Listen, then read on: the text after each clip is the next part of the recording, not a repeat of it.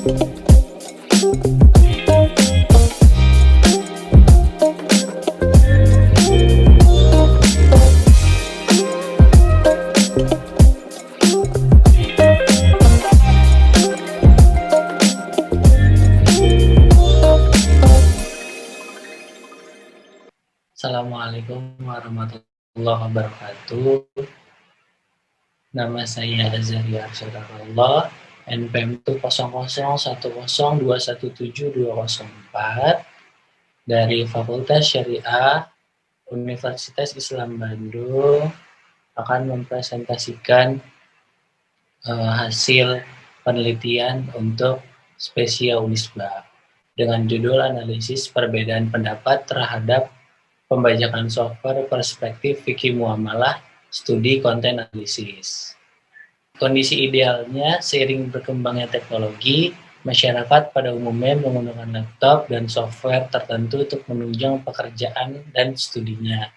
Untuk mendapatkan software tersebut, maka masyarakat harus membeli software berlisensi agar terjamin keamanannya, menghormati hak orang lain dan tidak melanggar aturan syara. Kondisi saat ini meninjau cara masyarakat mendapatkan software tersebut, marak terjadinya peristiwa plagiasi atau pembajakan software karena rogoh kocek yang lebih murah. Hal menarik yang peneliti dapatkan di sini adalah peneliti mendapatkan dua karya ilmiah penelitian berbeda yang memandang bahwa plagiasi atau pembajakan software ini hukumnya haram atau tidak sah dan hukumnya sah.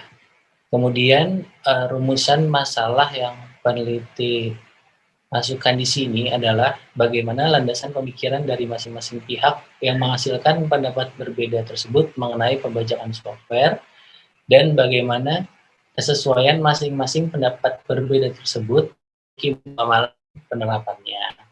Metode penelitiannya pada pendekatan penelitian menggunakan pendekatan penelitian kualitatif dengan menggunakan kepustakaan atau data literatur. Sumber data yang peneliti dapatkan di sini gunakan adalah sekunder dengan teknik pengumpulan melakukan teknik eksternal dari buku, jurnal, dan dokumen terkait, juga ditambah wawancara ahli sebagai pelengkap.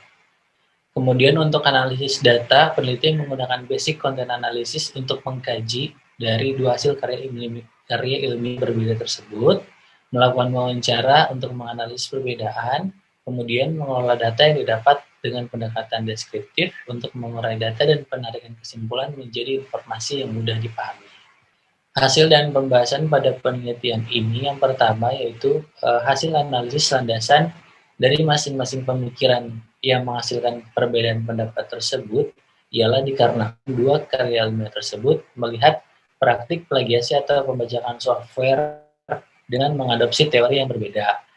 Pada penelitian yang satu yaitu mengadopsi teori fatwa MUI, hak kepemilikan dalam Islam, dan fikih muamalah akad jual beli, dan hasilnya adalah haram. Kemudian untuk penelitian yang satunya lagi mengadopsi teori fikih muamalah akad tijarah yang berpendapat sah.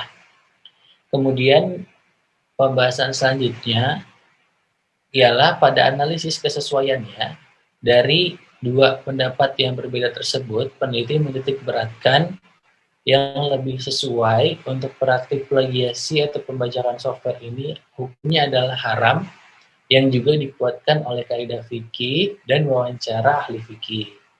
Akan tetapi, pada konteks pekerja dan mahasiswa yang kondisinya darurat, terjadi perubahan hukum yang asalnya haram, maka praktik plagiasi atau pembajakan software ini menjadi boleh karena kedaruratan yang terjadi dengan catatan tetap harus adanya ikhtiar bagi mereka yang menzalimi hak orang lain, dan hal ini juga didukung oleh kaidah fikih dan wawancara ahli fikih.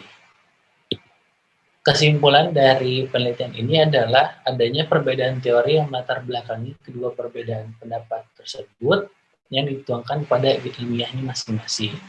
Kemudian, hukum haram terhadap praktik plagiasi atau pembajakan software ini adalah hukum yang dikuatkan melihat dari dua perbedaan tersebut. Akan tetapi, praktik plagiasi atau pembajakan software ini kemudian menjadi dua hukum pada dua kondisi, yaitu haram dan boleh. Boleh dalam hal ini tidak serta-merta membiarkan terjadinya praktik tersebut, tetapi harus didasari dengan kedaruratan yang terjadi dan diikuti ikhtiar untuk keluar dari lingkaran yang hal dilarang oleh syariat.